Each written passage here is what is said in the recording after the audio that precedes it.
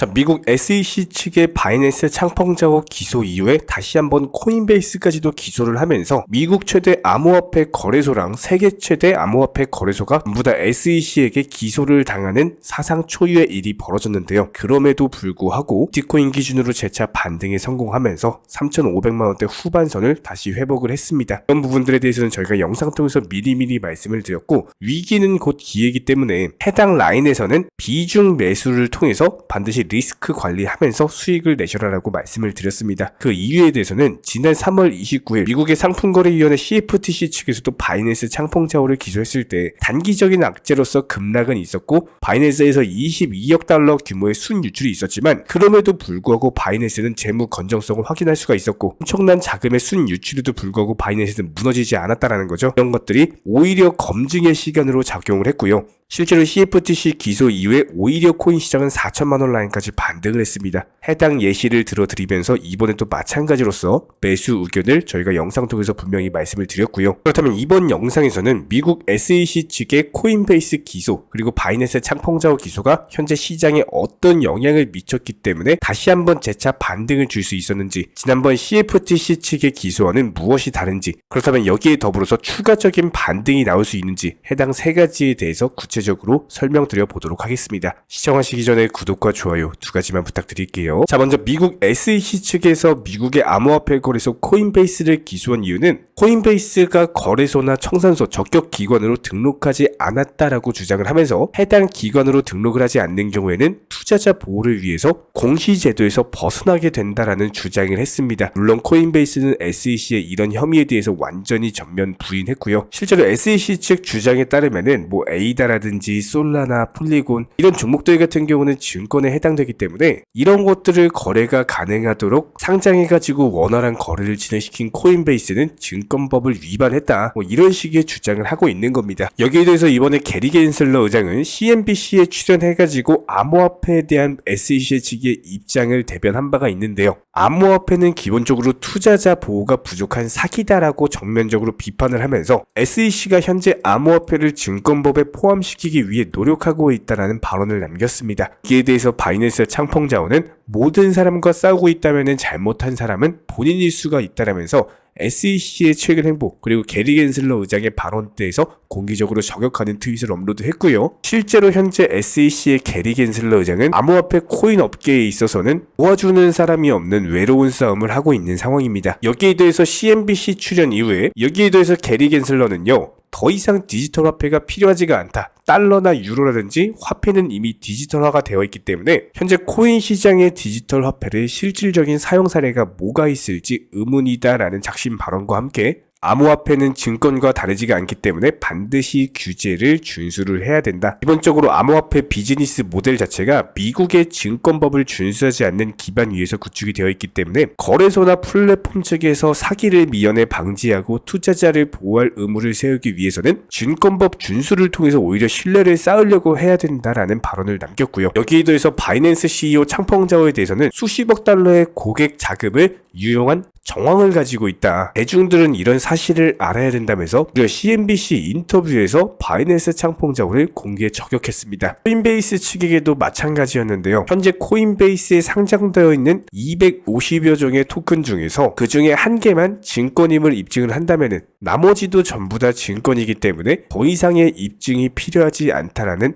말도 안 되는 주장을 펼치고 있는 상황이죠. 하지만 SEC 위원장 게리 겐슬러가 마지막으로 남긴 발언이 화제가 되고 있습니다. 암호화폐가 진짜로 가치가 있다라고 한다면은 해당 업계와의 협력할 의향을 가지고 있다라는 작심 발언을 남긴 건데요. 해당 발언을 부정적으로 해석하는 경우에는 암호화폐는 절대로 가치가 없을 것이다 라고 해석도 되는 반면에, 오히려 긍정적으로 보는 경우에는 암호화폐의 가치가 인정이 되는 경우에는 SEC도 더 이상 암호화폐를 건들지 않겠다, 이렇게 양면성을 가진 해석 자체가 되기 때문에 현재 시점 코인 시장 재차 반등 중에 있는 상황입니다. 여기에 더해서 SEC 측의 바이낸스 그리고 코인베이스 기소에서 몇 가지 차이점이 존재하고 있는데요. 자, 첫 번째, 번째로 코인베이스 CEO 브라이언 암스트롱을 비롯한 임원들은 바이낸스 창풍자료가 기소된 것과는 달리 CEO나 임원들은 기소가 되지 않았다는 점입니다. 여기에 대해서 SEC가 코인베이스를 때릴 때 스테이킹 사업의 적법성을 지적하는데 상당 부분을 할애를 했고요. 여기에 대해서 SEC 같은 경우는 바이낸스가 현재 수십억 달러의 고객 자금을 유용한 정황이 가지고 있다. 해당 부분에 대해서 본격적으로 전면 공격하는 반면에 코인베이스에 대해서는 금융 관련된 어떤 비즈니스 관여 금지 내용 자체가 없는 상황이죠. 하지만 그럼에도 불구하고 나스닥 증권거래소에 상장되어 있는 코인베이스 글로벌 주가는 지난밤 무려 마이너스 12%나 빠지면서 종가 마감했고요. 하지만 장 초반에 마이너스 20%로 시작한 것에 비해서는 그래도 어느 정도 바닥 다지고 재차 반등을 해준 모습이고, SEC의 기소 사건 이후에 코인베이스에서 무려 6억 달러라는 고객 자금이 순유출됐다라고 합니다. 그렇다면 결과적으로 봤을 때 미국 SEC 측에서는 코인베이스 때리기라기보다는 바이낸스를 오히려 더 많이 때리고 있는 상황이죠. 여기에 대해서 이번에 미국 SEC 측에서는 법원에다가 바이낸스 CEO 창펑자오에 대한 보유 암호화폐에 대한 동결을 요청했습니다. 바이낸스 임원들이요, 고객 자금을 사용해서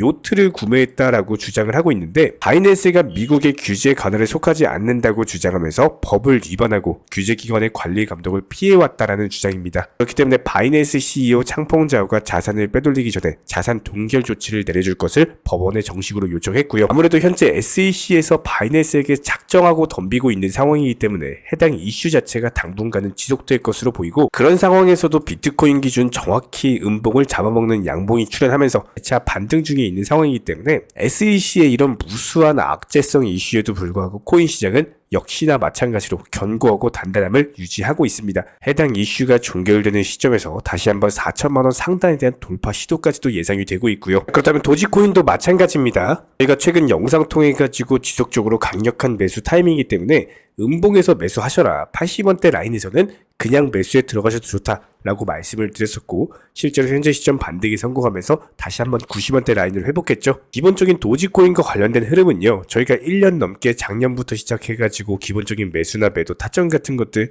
전부 다 말씀드리면서 수익을 안겨드려왔습니다. 24시간 도지코인 모니터링 하면서 하루에도 3번에서 4번씩 영상 업로드 드리고 있고요. 그렇기 때문에 도지와 관련된 흐름은 저희가 기본적인 부분들 전부 다 파악을 하고 있어요. 무조건적으로 싸게 사셔가지고 비싸게 파시는 거고, 이 당시에 일론 머스크가 1억 달러 정도 자금을 팔았습니다. 비트코인 팔고 현금화 시켰는데, 그럼에도 불구하고 저희 쪽 채널 차원 추산으로는 9억 달러 이상의 자금을 현재 도지코인으로 머스크 쪽에서 보유하고 있는 것으로 보이고요. 그렇다면 해당 분량에 대해서도 팔아먹기 위해서 가격 띄우고 나서 팔아먹을 겁니다. 일론 머스크는 기본적으로 테슬라 때도 마찬가지였습니다. 테슬라 주가 최고점에서 본인이 가지고 있는 테슬라 주식들 무더기로 팔아치우면서 테슬라 주주들의 공분을 산 바가 있었기 때문에 이번에 도지코인도 역시나 마찬가지로 해당 바닥권 견고하게 지켜주면서 추가적으로 낙폭을 기록하지 않을 것이다. 이런 부분들에 대해서 일론 머스크가 가만히 있지 않을 거고, 특히나 이번에 트위터 하나 날렸죠. 도지코인 최고라면서 갑작스럽게 도지에 대한 관심을 보이면서 실제로 도지코인의 가격 상승으로 이어졌습니다. 그렇다면 해당 라인에서 저희가 정확히 매수 타점 제시해드렸고요.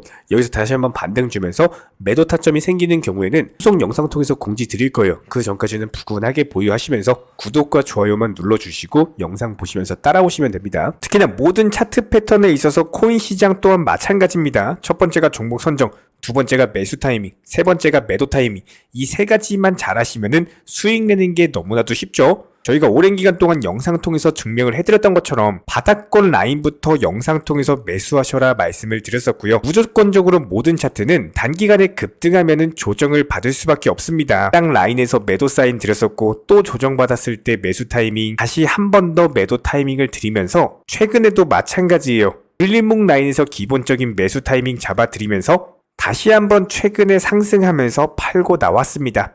이렇게 정확하게 매수나 매도 맥점을 잡는데 가장 중요한 첫 번째는 욕심을 부리지 않는 겁니다. 정말 많은 개인 투자자분들께서 욕심으로 인해 가지고 매수나 매도 타이밍을 놓치시고는 하는데, 결국에 이런 욕심으로 파생된 빨리 수익을 보고자 하는 조급함, 이런 것들 때문에 원칙 매매 비중 조절 투자를 하지 못하게 되고 결국에는 깡통 계좌 손실로 이어지는 거겠죠. 그리고 여기서 한 가지 더 중요한 건요, 무조건적으로 선물 투자는 절대로 하지 않는 겁니다. 이 선물 투자 같은 경우는 아무리 전문가라고 하더라도 9번 수익 나고 나서 한 번 청산되면은 모든 투자금 전부 다 잃어버리는 게 선물 투자예요.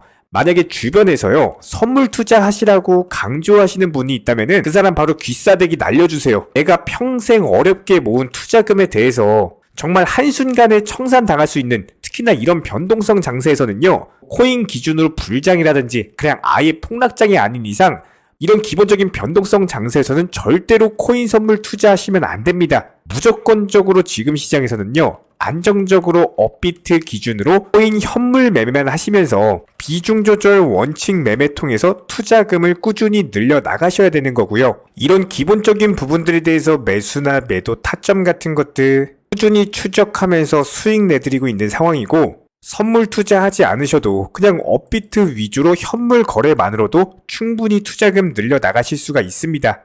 여기에 대해서 여러가지 물타기 매수라든지 목표가 변경이라든지 시장 상황에 대한 기본적인 맞춤 대응은 물론이고, NFT나 메타버스 게임 테마까지도 여러가지 종목들 위주로 다뤄드리면서 수익을 내드리고 있는 상황이기 때문에 단순하게 우리 채널들과 이렇게 함께 하시면서 정보방통에서 실시간으로 정보 받아보시는 많은 분들께서 크고 작은 다양한 수익 내가시면서 이렇게 투자금 늘려나가고 계십니다. 특히나 현재 시장에서 말도 안 되는 허황된 수익률로 200%에서 많게는 1000%, 2000%까지도 지금 현재 시점 코인 시장 자체가 이런 식의 말도 안 되는 수익률을 달성할 수 있는 시장이 아니기 때문에 단순하게 5% 아니면 10% 정도까지 짧고 간단하게 단타로서 여러 번 먹게 되는 경우에는요, 5%로 10번만 먹어도 이게 바로 50% 수익률이 나는 거겠죠. 이런 기본적인 부분들에 대해서 비중 조절 원칙 매매 통해서 잠깐 손실이 난다라고 하더라도 물타기 매수 통해서 빠져나오고 있고요. 단순하게 소액으로 투자하시거나